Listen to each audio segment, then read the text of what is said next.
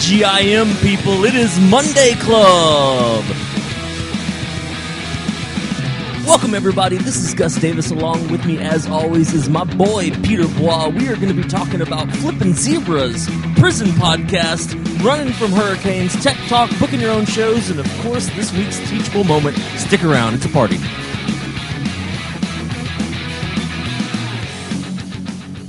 It's Monday, finally! Cheers, my friend. How are you? I am wonderful. How are you doing? I'm pretty good. All things considered, I'm pretty sure I got my health, so that's good. The one thing you can't buy yet. That's right. So let's get this out of the way. I am recording, basically pirate style. I'm in a hotel, and all of my podcasting equipment is plugged into the lamp. Podcast by lamp power. Podcast by lamp power. So if in the middle of this podcast you hear a vacuum cleaner or someone trying to kick us out of the hotel or a shower running, friends, I'm just going to apologize now. We're doing the best we can with what we got. Maid service is going to come in. Do you need your pillows fluffed? New towels? I mean, yeah, sure. Why not? We get them on the air too. What hotel are you in? Oh, I'm in my favorite La Quinta. I think I hyped La Quinta last time on the show because they don't kick you out until noon. And so if we do this right, I think I can get out of there get out of the room before we finish the podcast. Nice. Well, thanks. I mean, you lay on the ground while podcasting. You'll podcast in hotels before they kick you out. You are a man. Monday Club podcast warrior, sir. Well, thank you, sir. Thank you. I'll cheers to that. Cheers. And we're also cheersing to a guy and a zebra. Not a real zebra, mind you, but a zebra nonetheless. I think PETA would have totally killed that guy for actually jumping on a real zebra. So you if you haven't me this seen video, and, yeah, if you haven't seen I've watched this video, it like 10 times already, laughing my ass off every single time. It's a BMX, a professional BMX biker, and he is doing one of those things where you jump off of a wall and down onto a trampoline, and I'm sure you've seen the videos of people doing cool flips or running up the wall or stalling while they're back on top of the wall. Anyway, this guy jumps off with a toy zebra between his legs and proceeds to do all kinds of crazy BMX flips and stuff like that while riding a zebra. So it's like a blow-up zebra doll. Yeah. Like if some zebra was lonely, this is the zebra that they would buy to keep him company. Are you talking about a zebra blow-up doll? Yeah, a zebra blow-up doll. Oh my God, that's funny. Anyway, yeah, this guy is way too talented to be jumping on an inflatable sex zebra. It is very. I mean, he's doing flips and twists and turns. I mean, laughing and in awe at the same time by his skill. Yeah, it's a weird combination of total and complete jackassery and incredible talent. So, cheers to you, sir. Way to give everybody a smile. Cheers, man. Cheers. And what are you drinking at this hour of the day, sir? You know, I'm going to be real honest with everybody. I almost wussed out on this one and just had water. It is 9 o'clock in the morning, and we leave directly from here to drive towards the hurricane. I know that's the smartest thing we could possibly do, but we're going to drive towards it to try to make our next gig. So I almost drank water, and then I was like, you know what? It's Monday Club. So I'm now drinking ginger ale mixed with Jameson whiskey. It's a Caskmate Jameson. Just a little splash of that into my ginger ale to get the morning started right. Oh, Caskmate, is that better than the regular stuff? They finished the Jameson in a cask of, it's a stout. This one's bottled with, so it has a little bit of a sweeter flavor than normal Jameson, and tastes pretty damn good inside day old ginger ale, if I do say so myself. I will have to try some of that one day. I kind of cleaned out my refrigerator this is the last blue moon I had from the summer, and it was just kind of sitting in there all lonely. and it kind of looked at me and said, "Drink me today, drink me today." Hey, so Pete, do you realize what is special about this recording of Monday Club? We're drinking at 10 a.m. Well, that's not really that special. No, what's special about this recording is I am recording the second closest to you that I've ever recorded from the very first episode. The first episode, we were in the same room together in this city, might I add. I'm here in Baltimore. You and I were sitting across from each other with our mics taped to our mic stands. I'm at least in Baltimore, so hopefully the signal between here and where you are is just a tiny bit faster. I mean, this is as close as it gets, man. You look without great. us actually being in the same room. You're in like extra HD today. You look beautiful. Thanks, man. I mean, you're only 12 hours drive south of me right now. Yeah, I know, right? So as the wires and the internets work, I mean, we're basically just right next to each other. Right? Yeah, we have a straight broadband connection right to Baltimore from Maine. It was part of a the internet deal when it came on. What's probably going to happen is in about 20 minutes, they're going to cut off our internet access here at the hotel. Free and open internet for the Quinta guests, right? Yeah. It makes me really happy that this whole thing is running through this lamp. I mean, I one of my favorite things is to use pieces of equipment for things that they weren't designed for. And I'm telling you, this lamp never expected to have a mixer and a mic and all kinds of stuff plugged into it. So now, yeah, the lamp actually has plug outlets, right? You didn't rewire the entire lamp. Because I know you have James with you, and he's completely capable of doing that. Yeah, James could totally just pull the thing out and rewire it. No, but this is one of those lamps that has two plugs in it, and we have a power strip plugged into it, and then running the laptop off of an open outlet, and then the mixer and the microphone through the other one. So, I mean, technically it's fine. It's just, like I said, it's not what the lamp was designed for. Good on you, Lamp. Yeah, good job, Lamp. I love Lamp. Yeah. I love Lamp. Hey, dude, also, I want to give, since we're doing our Monday Club cheers, I have a special cheers to give out today. It is a longtime listener of the show, Nate Heater. His birthday was this past week, and I told him I'd give him a shout-out on the air. So, Nate, happy birthday, man. Nate is a magician that I met at a school, and he started putting out some YouTube videos of some of his magic stuff, and I'm proud of you, dude. So, again, man, happy birthday. Cheers to you. Happy birthday, Nate. And thanks for listening, man. We should check out some of his YouTube videos and maybe plug them. Put them that'd be in cool. the show notes or something. Yeah, totally. Yeah. Birthday present. We'll do that. Yeah. 20 more listens for looks. Nate, thank you for listening and staying with us through our 26th episode. Woo! And thank everyone else. Thank you guys for being on board and being part of the club. We really appreciate you guys.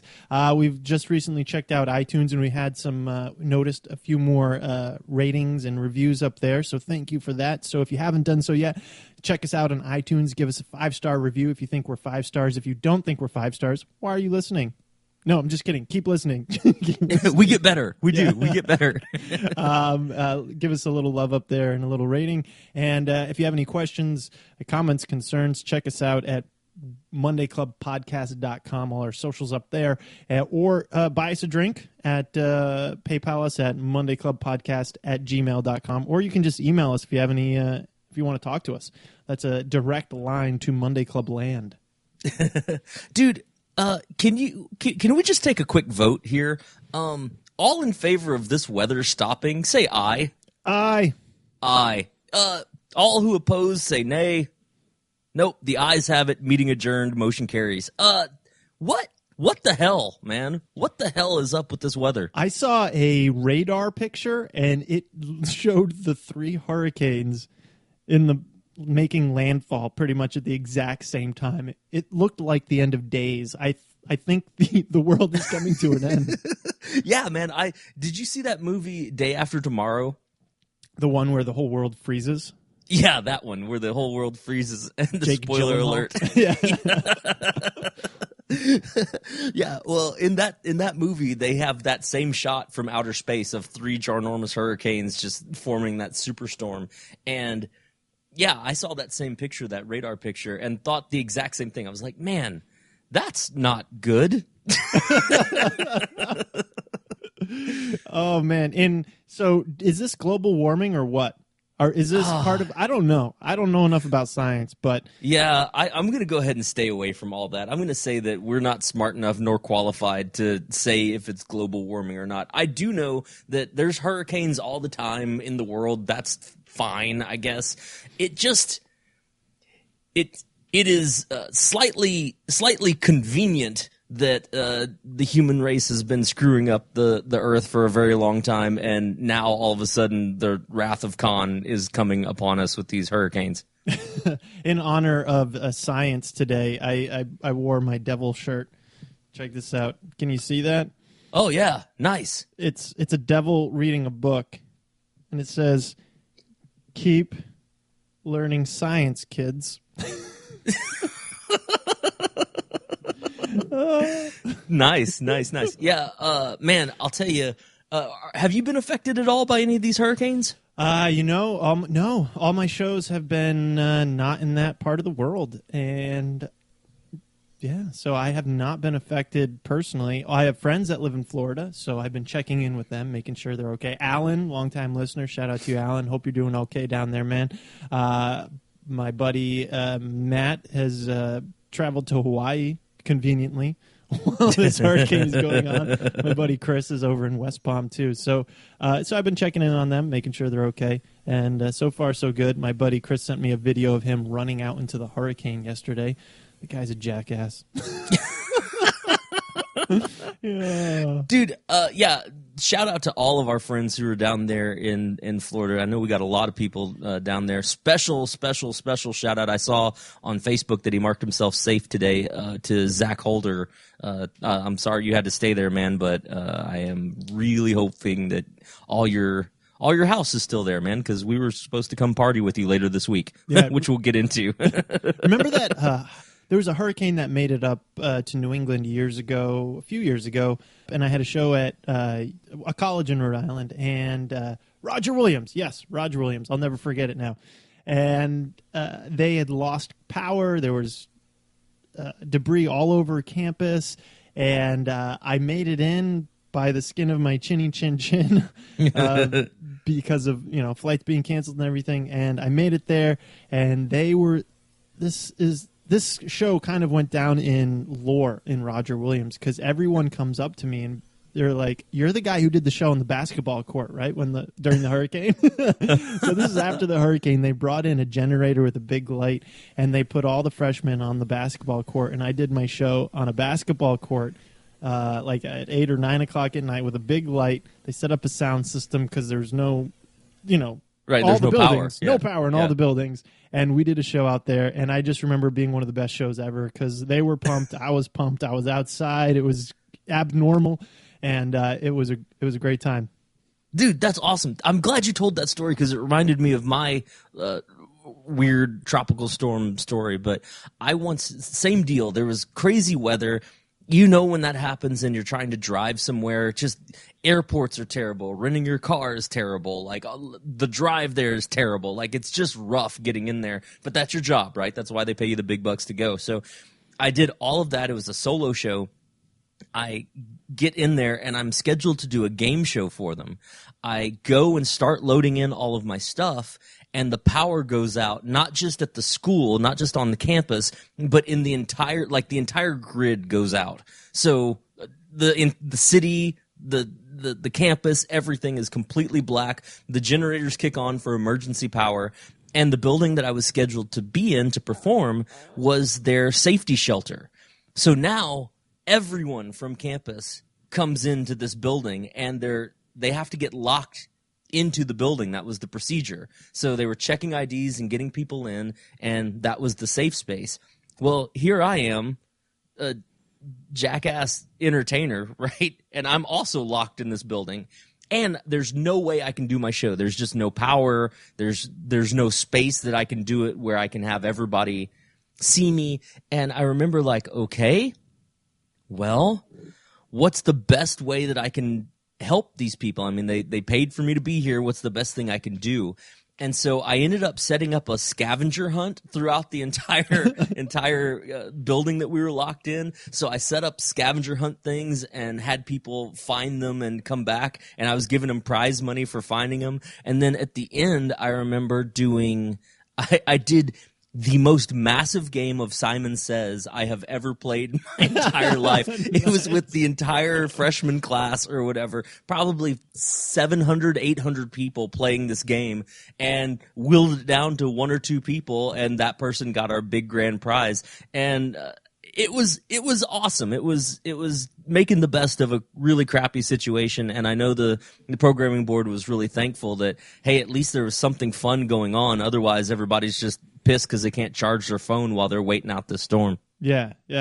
Good on you, man. That's awesome. And yeah, it was fun. If anyone's going to listen to anyone, you're going to listen to Gus. You're going to have a good time, damn it, or else. Yeah, I don't play you don't around with know that. what else you are going to be entertained. Yeah. So, Gus, do I sound any different to you today? You do. You sound very clear to me today. What's up, man? I sound clear. I got a new podcast mic. Hey! Yeah. That deserves a cheers. Well, thank you, sir. I appreciate that. Yes, so next month we're both going to be on the road extensively, and so we needed to come up with, or I needed to come up with my on-the-road podcasting solution, and this is what I came up with. It is the Audio-Technica ATR 2100. It uses XLR and also USB input. So I don't even need a mixer to use it, or I can use a mixer. Right now it's plugged into my mixer, but when I'm on the road, it'll just be USB. And I'm pretty happy with it, I think. You say it sounds better. Yeah, I really like the sound. Anyone who's listening to me right now, let me know what you think. Do you think it sounds better? Just tell them it does, no matter what. Just tell them it does. It's only like $65 on Amazon Prime. Really? Yeah, $65 for a killer. This is the mic that gets all the good reviews on YouTube. I looked up. You have the $400 mics, right? The Heels and the Sures and whatnot, and then you have this mic, which everybody says is only a hair less audio quality. They will podcast with this thing, professional podcasters. No worries at all. But yeah, it is just slightly under quality than the 400. So I thought, I'm not going to be getting $350 worth of it extra quality. So I'm just going to get this thing, and it's pretty small. It's just a regular mic. It'll fit in my bag pretty easy, and yeah, so I'm pretty pumped about this. Dude, would it be weird if I got the same mic that you got? I would. That would be awesome. We would have twin mics. It's like Twin Peaks.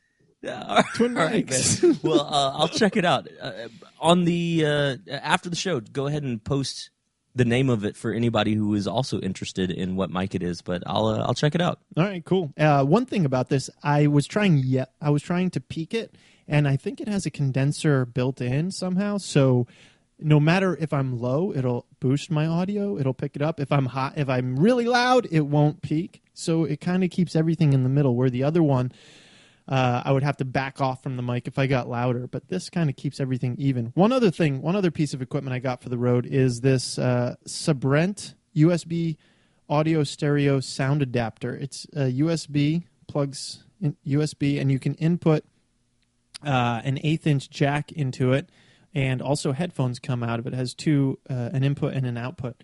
So I can also plug in my iPad, which plays our wonderful theme music, and get that up and running. And I also figured out how to input multiple inputs into GarageBand, which is getting a little more complicated, but that was a pretty big win for me. So I'm pumped. I can't wait to podcast on the road. Look at you going myself. to a new level. You just Super Saiyan'd up, man. Boom! Hey, so on that note, since we're talking new gear that we got, this last week I went ahead and bit the bullet and bought a new sound system. I remember a couple of months ago you went ahead and ponied up and got a new sound system for your show. I went ahead and did the same thing, and I realized that I hadn't invested in my own sound system in a few years. I've been rocking the Fender Passport 250. Oh yeah, I had everywhere I go. The 150 was what I upgraded from. Yep. Yeah, and those are great. They're war horses. You can't kill them. They're really awesome sound systems, but they're ridiculously heavy. And a couple of my inputs had gone bad. Anyway, it was time for me to upgrade, and I remembered my own teaching, so it was go big or go home. So I went ahead and got the Bose L1 compact system, and holy bejesus, that thing is amazing. It's voodoo witch magic when it comes to sound. It is such a small little unit, and I will say as loud as the Fender that I have, especially if I had two of them set side by side, that would meet any demand that I would ever have. And I'm super pumped about it. It's going to be really cool to be able to walk in and not use speaker stands and run cable and stuff like that. Just set down my thing. It works as an audio monitor and as sound, and just rock it out and do my show. Wow, that's awesome. I should have maybe bought that instead of my Yamahas. No, you're still liking your Yamahas, right? No, yeah, I love my Yamaha. The Stage Pass 450, I got the little one. Yeah. For the Bose thing, obviously it's ridiculously expensive, and that was a real hard bullet to bite. I bought it on Labor Day, so I got a Labor Day sale price, and I went to the outlet store. There's a Bose outlet store not too far away from me. So what's that? I got it. What's the price tag? Yeah, huh? What's the price tag? I'm curious now. It's I think standard is $9.99. Yeah, that's pretty and good.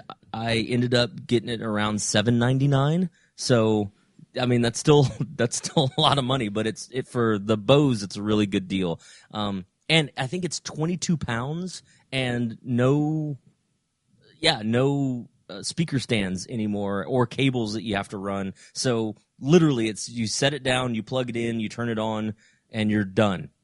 That sounds awesome, because I still have to run speaker cables and speaker stands. Although I do like the speaker stands because they project the sound above the heads of everybody.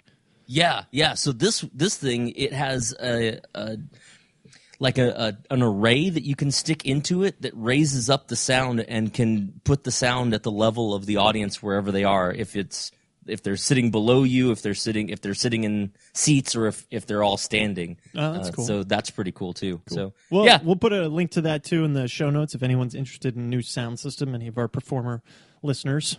Yeah, and please, if you have any questions, send us notes. We would be happy to tell you real honest reviews and things that we found out by taking them out into the field. Yeah, definitely. So I've been sad this last week. The Patriots lost their first game. Oh, I'm sorry, man. Well, hey, they got to get that out of the way, right? Yeah, and they were briefly the worst team in the league because no one else had played yet. Because they were the only team in the league with a loss.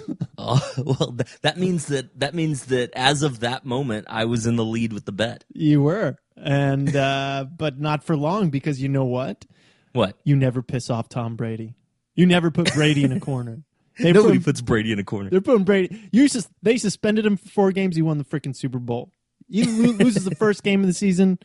He's winning the Super Bowl this year. So he's coming back. He's coming after. He's coming after each and every single team. Your bet is still on they win the Super Bowl. Yeah. All right. You know, the last I saw a statistic. 3 of the 5 Super Bowls they won, they lost the first game of the season each of those seasons. Oh, okay. So they're just on par. Yeah, they're on par. And okay. You know, like you said, they get it out of the way. So they have to have something to fight for, because everyone thinks they're the best and coming into the season and they're going to be unstoppable and whatnot. And then they lose the first game, and then it brings them down a notch, and like, oh, we're human. We got to retool. We got to do something. It gets their head right by losing the first game, because they realize their armor. There's a chink in their armor, and they have to fight harder. Okay, all right. Yeah. I'll accept that. Accept that. I still don't think they're going to win, but that's fine. Right. I do accept your your synopsis. All right, we still need from our Monday Club listeners. We need the bet. Oh yeah, that's right. So that was This is the long game. So if you want to give us a challenge that we have to do, if either one of us loses this bet, go ahead and write that into our email. And we'll put it in the running for what we have to do when whichever one of us loses. Dude, so I think it was the last episode, maybe the episode before last, that you were talking about the wild egg that you went to for breakfast that had the amazing cinnamon rolls. Yes, wild eggs.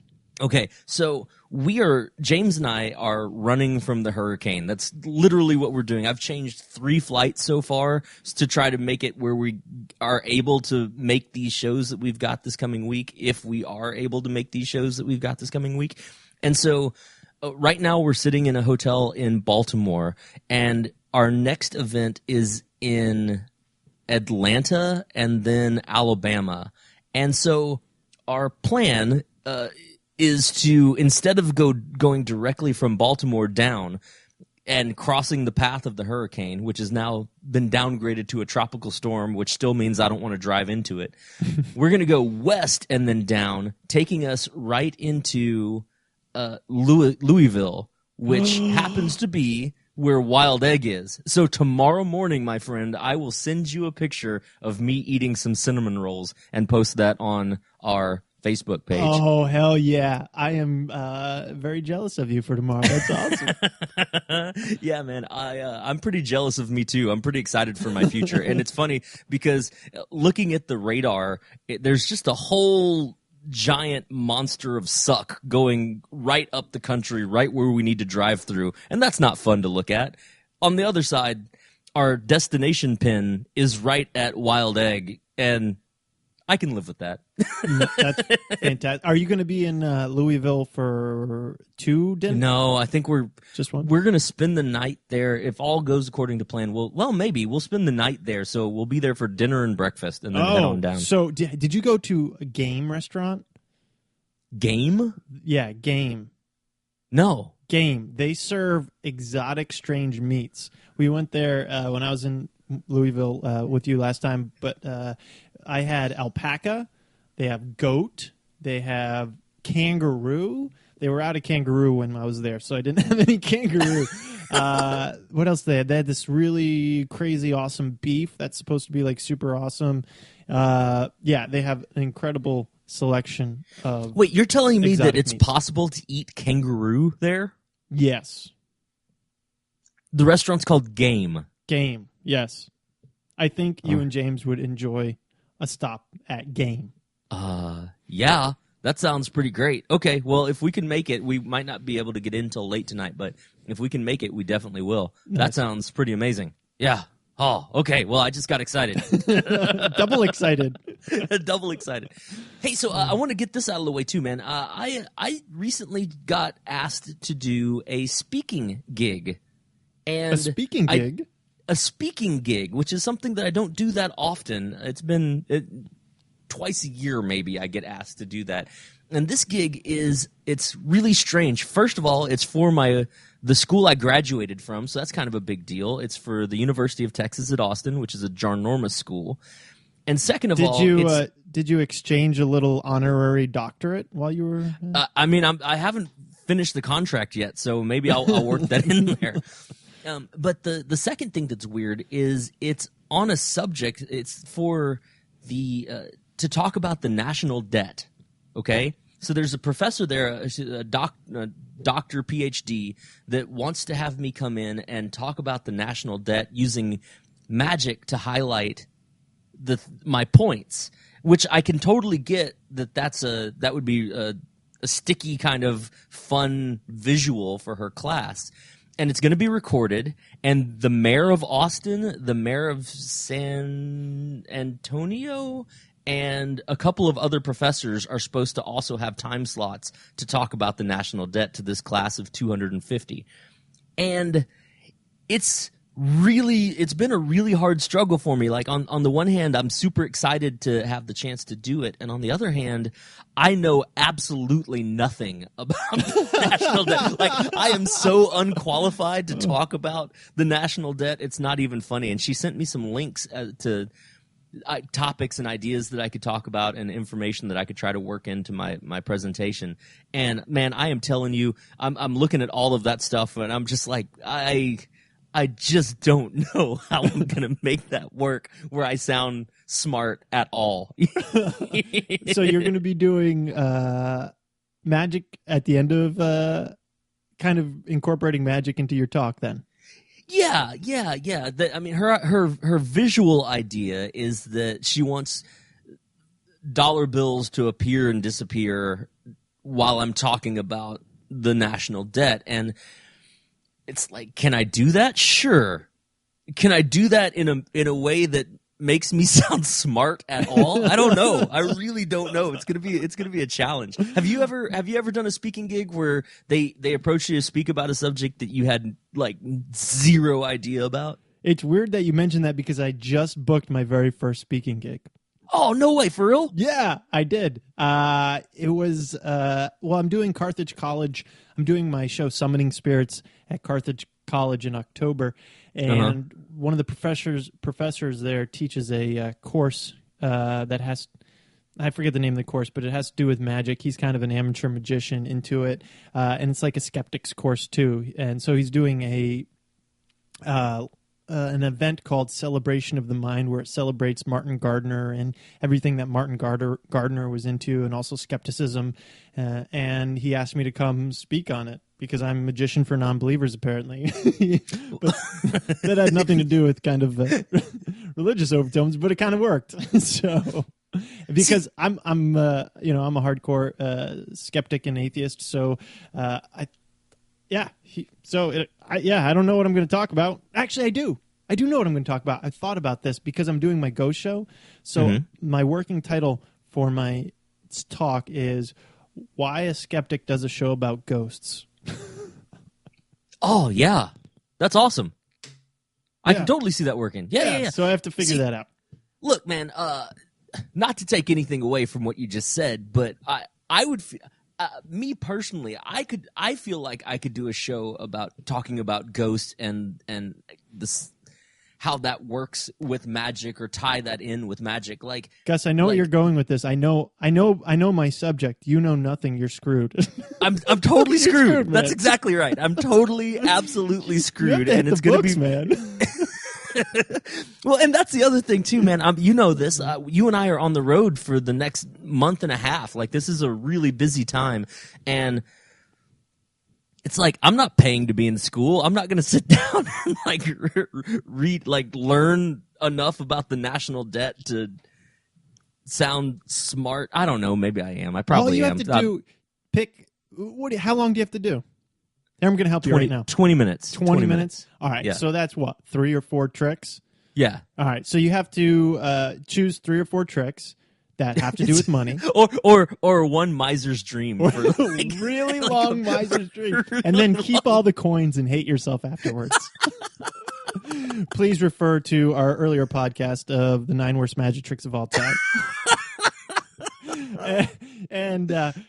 So yeah, pick 3 or 4 tricks, right? And then pick 3 or 4 topics. Look through the material. Just pick 3 or 4 bullet points, right? And then just write a little presentation. Kind of, you don't even need to know anything. Just take what their bullet points are and kind of write a personal story about that, or not a personal story, or conceptual about that topic, and then end it with the magic trick. Yeah, okay. I think that's a valid thing to do. Or I could just try to make it super high art and go in and like paint my face white like a scary clown, and then just throw streamers for 20 minutes at the audience.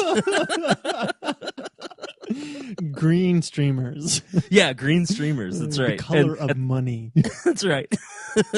And then have just blood trickling down my nose, and yeah, that's it. There you go. Here's my presentation. Everybody looks at you really strangely, and you're like, "What? You don't get it? I can't explain it if you don't get it." Yeah, I mean, God, I don't know why you guys are in college. Jeez. Oh my God. So when I used to do a lot more corporate training in my life. That was when I first got into, sort of was transitioning from doing birthday parties into some other realms of entertainment. I was doing corporate work, doing like goal setting and time management and workshops on accomplishment and stuff like that. How old are you? Well, that's part of the story. So I was between 16 and 23. Okay. And you were talking about accomplishment. Yeah. Well, yeah, that's exactly it, right? So I was between 16 and 23. I was working with another entertainer who that's what he did for a living was these workshops. And I would go in and man, it's so difficult because I actually had the material, right? Like I knew how to do a goal setting workshop. I knew the five rules of setting a goal or how to do like secrets to time management and all of that. Like I actually knew that stuff. And so information wise, I think I was giving across good information, but looking back on it now, I would slap myself with baby powder as a 17-year-old punk ass kid going into a Fortune 500 company and teaching them about goal setting and time management. Like, what the hell did I know back then? And so yeah, I have this weird, like, there's a little piece of me still that has, like, I don't know, that feels weird being asked to come in and speak now because I think I had that epiphany when I got out into the real world and actually owned some businesses. And I was like, man, if a 19-year-old came in here and started telling me all the things I was doing wrong, like I would kick that kid in the ass. But the difference here is you have the upper hand because none of these students know you're not an expert. So you can take it. They'll find out real quick. You can, as long as you stick to plagiarize the books, the material they gave you. All right? All right. Just read it word for word, and you'll sound smart about the debt, national debt. Well, you guys know. In fact, who wants to tell me what it's about? Yeah, by a show of hands, who knows what the national debt is? Yeah, would you explain it to everybody? Oh, good job. Yeah. That's right on. Now, how do we take care of our national debt? By a show of hands. Yes, you. Please explain to everybody. Oh, my God. I think that's actually what I'm going to do. Dude, did you ever cheat on a test or anything like that when you were in college? Well, that was a definite no because I never went to college. Oh, okay, cool. Well, one time, God, I feel weird saying this, but one time I was in Spanish 3 in college, and a friend of mine and I had gotten partnered up to do a presentation in front of everyone in Spanish, and we had totally forgotten about it until like the night before.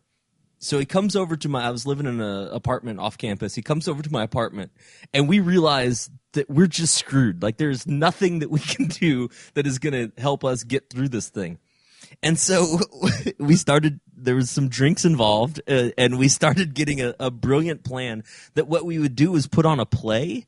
And so we put on a play, and we made all of these like masks out of paper plates. Like we cut out eye holes and stuff like that and made masks out of paper plates and wrote the entire play in Spanish on the back of the masks. So we're sitting there holding up the mask on sticks and just reading off of the back of the plates.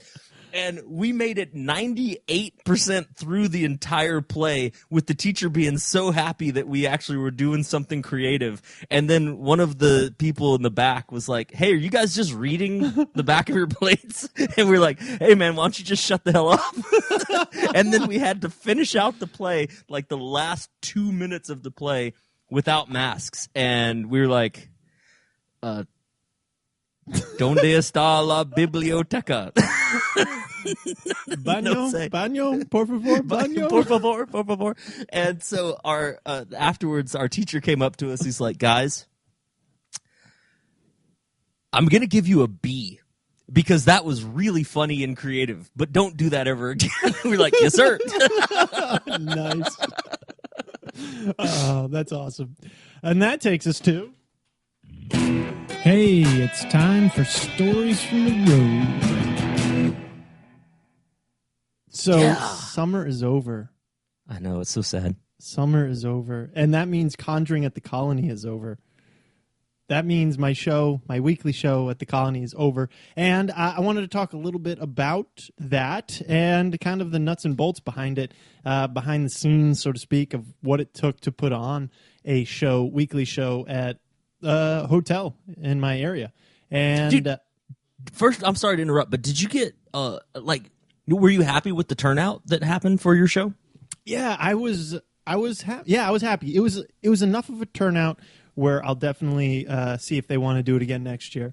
Cool. The beginning started off, the first week or two was a little slow, but then July, all through July was really strong, and the first half of August, and then the second half of August, the attendance just dipped kind of low. We were getting there was about 84 seats would be sold out, I believe, and we sold out one show in July, and towards August we were under 50, like 30 to 50 in the last 3 weeks of August, and we were consistently above 50 for all of July, above 60 even for all of July. That's awesome. That's not bad at all.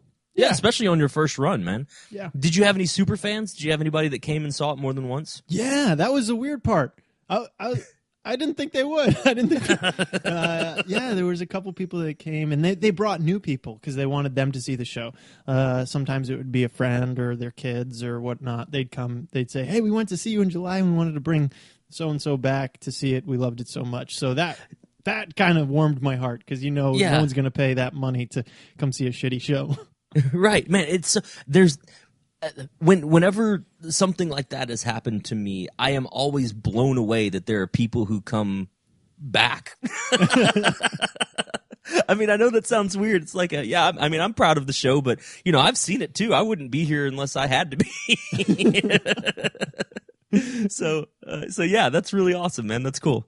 Yeah, and yeah, so I was really happy with the turnout overall. I did have I think my biggest problem was getting hotel guests to the show. I thought hotel guests were going to be my main source of attendance, right? We have a big poster in the lobby and flyers handing out at the front desk, and also table tents in the restaurant. And I thought that was going to be the big draw. But I found the hotel guests were the last-minute walk-in guests. And towards the end of August, we really didn't get much, if any. Well, there was one time we had like 2 walk-ins at the last 3 weeks of August. Wow. So that was a complete reversal of what I thought. I thought hotel would be easy. We'd get a constant flow of people from the hotel, but that was the hard part. The successes was the local support. A lot of local people that live in the area, and summer people. There's a lot of people that come here for the summer, the whole summer. I wouldn't call them completely vacationers, but they came out big time, and that was really nice. So I need to figure out a plan to kind of boost ticket sales from the actual hotel. Let's talk about that real quick. So let me ask you this, man. Did you do any magic for the front desk people? I did, yeah. Okay. I think that's a big one, is for the people who are going to be talking to the guest and handing out the flyers, just make sure that they think you're awesome. So yeah, I do was a buttering trick them up for them or something. Okay, cool. They're really cool people. I don't mind talking to them. So they were really cool. And so yeah, I would talk to them every week for 5 or 10 minutes before the show started. And early on, I did some magic for them. And yeah, that was really good. Also at the bar after the show, I would go to the bar for a drink or two sometimes with a couple friends that came to the show, and I'd always make sure to tip the bartenders heavily. So they're like, "Oh, that magician guy, he's a nice guy. He's pretty cool. Show." He's pretty cool. Yeah. One thing though, man. I offered any staff of the show to come see the show for free, but the problem was everyone's working. Yeah. So no one could ever get the time to actually come see the show. Yeah. Did you do any ticket giveaways? No. Well, I offered free tickets to newspapers, obviously. I did get a great review in a local newspaper. I also offered free tickets. I thought this was going to be I thought people would take advantage of this more. I offered free tickets to the concierges and front desk staff of other hotels, and also bartenders around town. But I only got a handful of people that took advantage of those, because those are the people that recommend everything. Everyone always asks, hey, what's going on? Yeah, what's going on? Especially the bartenders and wait staff. Right. But everyone's working, I guess, so no one no one took advantage of that. Yeah, I mean, just four-walling a your own handful. show is really hard. I mean, anyone who's ever done it, you put so much work into the actual show and so much money and expense into having the room and the space, and then it's just difficult to get people to show up enough that it feels like it's worth it, right? I think one of the places I'm sure you thought about this too, but one of the places that for a magician specifically that helps is going to the local rings, like the local magic groups, and saying, "Hey, I'm going to do a show every night on Thursday at this place," and that helps because they'll help get the word out to people who might be interested, and also they'll show up so they can steal all the stuff that you're doing. So it's awesome. It's a win-win. It's a win-win. They're sort of paying for it, paying for it without permission. That's right. That's right. I thought one thing I underestimated was advertising budget. Advertising's fucking expensive. Yeah, it really is. And so I was over advertising budget, but I had a lot of one-time costs for this year that I probably won't have next year, like designing and some other one-time costs. But yeah, advertising was freaking expensive. Yeah, yeah. Did the hotel help you at all? Like, did they provide posters or anything like that? They let me put my posters up. Okay, yeah. It's two big 24 by 36 inch kind of posters hanging in the lobby for 2 or 3 days before the show and day of show to help promote. I always feel like it's weird when you show up and because your job there is to look bigger than you actually are, even if you're a big deal. Like it's that's your job, is for people to walk around in the hotel and maybe see you coming in and be like, "Oh, that's the magician. I forgot about that. Maybe we should go check that out." Right? And it's always weird. It's like, on the one hand, you just want to be a normal dude just walking in and setting up, doing your show, and on the other hand, you kind of have to keep that idea, especially when you're four-walling your own show, of, hey, my job is to look like I'm the super pro that's coming in, and everyone should stop what they're doing, even if they're on their honeymoon at a hotel, and come see a magic show. I had some people come. A guy took his wife for their anniversary to the show. There were some special moments that people were celebrating with my show, so that made some added pressure. It just wasn't a throwaway Thursday night thing. Right. People are putting a lot of stock in this. One thing too, I used wellattended.com for my online ticketing purchases needs. Shameless plug to them. They're a great group over there, William. And he had one suggestion that I used, and it blew me away. He said to make the first 2 or 3 rows like a premium price, premium reserved, and reserve those 2 or 3 rows. And so I did that. I made 2 ticket tiers. I had general admission, and then the first 2 rows, which were 24 tickets, were about $5 more expensive. And pretty much every show, the first 2 rows were pre-sold out. I mean, I'd say 90% to 100% before the day of the show were sold, almost sold out. And that's awesome. Yeah, so it was such an interesting idea that people want that premium experience. They'll pay a couple extra bucks to make sure they have seats. They didn't have to get there early. They could show up 5 minutes. We'd be like, "Oh, Mr. Smith and Mrs. Smith, your names are on your seats in the front row. Go enjoy." And they'd go in and they'd feel special because they had reserved seats and they paid a little extra. So it gave them a little bit extra. So that was a huge win and a huge idea. That dude, yeah, that's great. I hadn't thought of that. That's really, really awesome. Yeah, so that shout out to wellattended.com for that idea. That made me more money, and it made people a lot happier because they could purchase those seats, and you don't have to do the whole show, the whole audience preset, reserve seating. But if you do 2 or 3 rows in the front, they get a premium experience and pay a couple extra bucks. Dude, that's great. Yeah, shout out to you guys because I just learned something. I think that I know that I am one of those people who will always do that for movies or plays or anything like that. I don't want to be in the general admission. I want to be where I can actually see the screen or see the performance. So, yeah, especially for $5 extra, it makes you feel like not only does it make you feel like you're getting something worthwhile, but I think it helps you want to actually go, right? Like if you're normally, I don't know what you charge for your tickets, but let's say it's $20. Let's say okay, well, we paid $20, but there's something else that's happening that maybe we can just blow this off and go do that other thing. Whereas, oh, hey, we got premium seats. It just changes your mindset about it. Yeah, totally. And it makes people purchase them in advance too. So they know it's if you just have a general admission, whatever, it's a toss up what kind of seats I'll get. You know? Absolutely. So there's no it makes demand. Yeah, it makes demand for it. Yeah, so absolutely. It was a really That's great cool. idea. But yeah, Conjuring at the Colony, I'd say it was an overall success. I'm looking forward to hopefully doing it next year.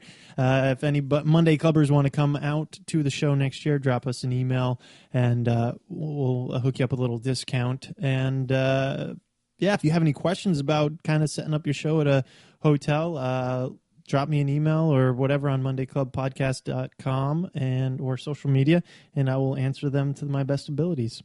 That's awesome, man. Well, I had two weird things that happened to me this week. This last week, I've told you that I've been running from a hurricane. I also drove by myself from Austin to Delaware, did a show in Delaware, and then James and I flew from Delaware to Minnesota to do a school that we do all the time, and they have me come out 3 or 4 times a year to be their celebrity bingo caller. Nice. Right? And so I love the school. So you just They're really traveled great. to do bingo. I traveled to do bingo. Do you have to bring the equipment? No. We have software that we bought that can run bingo on their screens, but I don't provide cards. I don't provide prizes. I don't provide anything. I show up, I dress up, I get up there, and I call bingo, and they freaking love it, man. And this last couple days, I think they had 650 people that showed up for bingo, and not only that, but they had most of them had been to some of my other bingos before, so they knew all my jokes and were like clapping along, and it was an insane time calling bingo. like one of my best shows, sadly, while calling bingo. Anyway, Dude, so that you missed your calling. This needs to be. I don't think anyone's a professional bingo caller. I mean, I'm sure someone out there is a professional bingo caller. I mean, I guess. I don't know, but it's going to be my fallback. That's my fallback thing. I am definitely going to write down, oh yeah, I can professionally call bingo. Anyway, so that was cool. It was really nice, and it's always nice, like you said, when you have people that come back to your show year after year or show after show and show that they really enjoy it. So that was cool. Dude, wait. I just Googled professional bingo caller, and there's bingo caller of the year on YouTube video. What? Look, bingo caller hourly wages by education, experience, location. I'm going to see how much a bingo caller makes.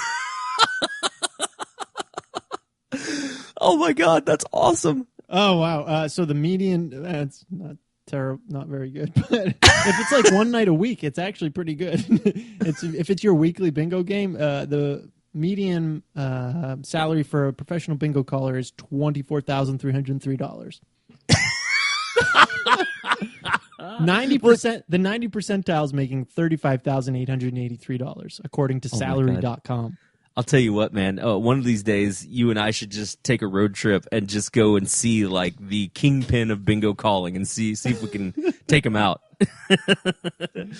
So anyway, that was a fun thing that happened to me this week. And then another fun thing that happened to me, I was driving to Delaware. I was in the car for 3 days by myself. On one of the days, I was wearing my Epic Circle t-shirt, which has you, me, CJ, Brian, Nate, Dan, Johnny. I think that's all of us on the shirt. And I went to a gas station. I got gas. I closed the gas tank thing, and my receipt didn't print out, which is always annoying because I'm trying to get out of there as fast as possible. So I go back into the store, and I stand in line, and I'm just kind of zoning out. And it's finally my turn to get up to the counter, and the guy behind the counter looks at me, and I'm in the middle of nowhere, just absolute nowhere. And the guy behind the counter looks at me, and he's like, "Volleyball team or lawyers?" And I was, what? And he's like, "Your shirt." volleyball team or lawyers? And I was like, oh, okay. And I was so caught off guard that I just started laughing. And I was like, no, man, it's a group of magicians. And he's like, oh, I might have heard of them. Yeah, they're pretty good. And I was like, yeah, they're all pretty awesome. And he's like, yeah, I think I have one of their CDs somewhere in my house. And I was like, yeah, you might. And he's like, yep, all right, well, here's your receipt. I'll see if I can find them and listen to them later. I was like, all right, man, well, good luck. Oh, do you think he made that up just trying to get out of a situation where it sounded stupid? I don't know, man.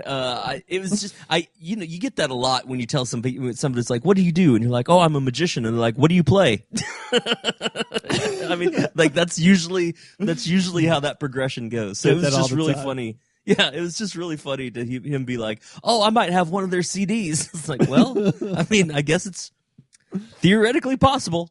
We should totally make a little magician musician supergroup. We should all sing a cappella terribly and go ahead and produce that CD, and then that way it's just not confusing anymore. I know just the song. Because I'm proud to be an American. Oh my God. So anyway, that was my fun story from the road.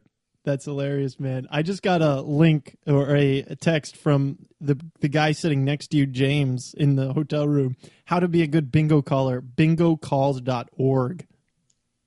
Wait, there's websites about it? Bingocalls.org. You should do a little homework. Maybe you can add, maybe they have other jokes that you haven't thought of yet.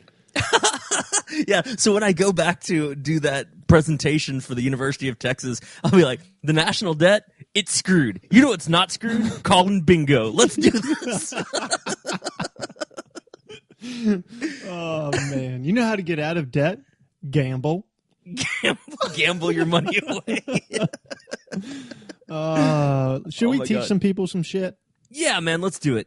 Teachable moments. So my teachable moment of the day is get a good graphic designer. If you're a performer, you're a magician, whatever you do, if you're doing selling yourself as a entertainer, get a good graphic designer. This kind of goes back to talking about Conjuring at the Colony. I finally got a good graphic designer. It took me 18 years of doing magic professionally, and I finally figured this out. Before then, I was just kind of doing mostly my own thing. I had a graphic designer earlier on that kind of got me through most of my 18 years. But get a good graphic designer. It makes all the difference. When I put those posters up for Conjuring at the Colony, there was a kid, the front desk told me, they're like, that kid that just walked by, he looked at the poster and said, hey, look, it's James Bond.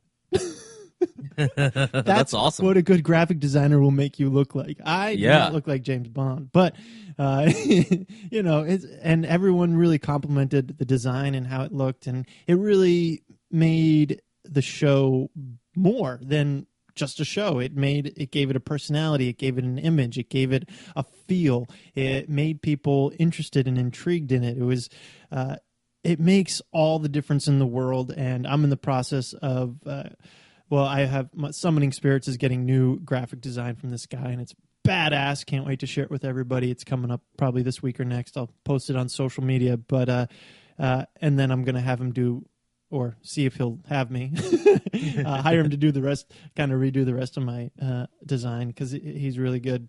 So yeah, be relentless in your search for a good graphic designer that makes you look freaking amazing.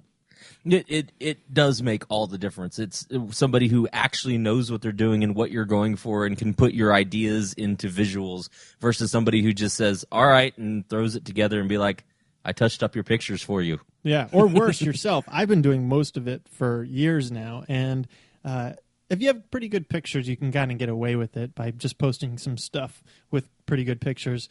But I just didn't want to get by anymore, and be relentless and look after it. You can't. The hard part is you can't quantify exactly how many tickets were sold because of this. Right. But there were tickets sold that wouldn't have been sold if I had shitty promo, you know? Well, yeah, and it's something that you're proud of too, and that's always nice to go into a situation where you're proud of whatever it is that you've been putting out there. Yeah, like before I go on the stage, I look at the promo and I'm like, "Yep, that's me." Okay, and then I walk a little straighter, taller. People are like, "Well, you don't look anything like the guy in the pictures." I know. I walk right by and people are like, "Hey, do you know if the magician is any good?" I'm setting up in like jeans and a t-shirt. Oh man. Well, look, my teachable moment this week, as has been in the last couple of weeks, is just stay safe out there, people. Make smart decisions. Be good humans to each other. Try to keep your heads about you in crappy situations. For most of this country that are flooded out still or struggling with food and power and all of that stuff, just take care of your fellow man out there. For those of you who are in a position where you can donate, you can do so by going to typing the short code 9099. Text the word Red Cross to that short code 9099. Were there 3 9s at the end? There are 3 9s at the end. Yeah, that sends $10 to the Red Cross. It's just added onto your cell phone bill. Also, we've posted this on our websites, but you can certainly still do it. Boots on the Ground is a 501c3 nonprofit organization that we're working with. They just go out there and they're like the Delta Force, man. They go out there and they get stuff done to rescue people and bring food and supplies to people that need it. So everybody, please just take care of each other, take care of yourselves out there, and we'll see you next time on Monday Club. Yeah, I guess that was episode 26. Done!